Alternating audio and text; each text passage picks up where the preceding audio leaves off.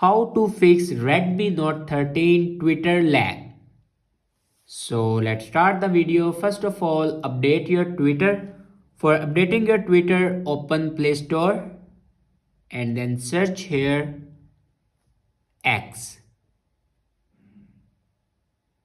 Now here you can update your Twitter.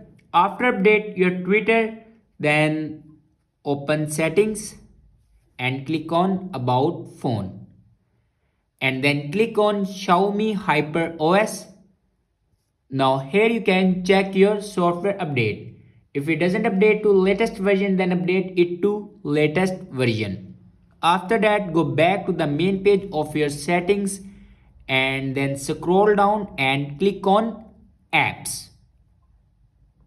And then click on manage apps and search here X. It's mean Twitter. And then click on storage. Now here you can clear your Twitter storage. After clear your Twitter storage, then go back to the main page of your settings and then scroll down and click on additional settings. Now scroll down in last and here you can do your factory reset. After the factory reset, your problem will be fixed.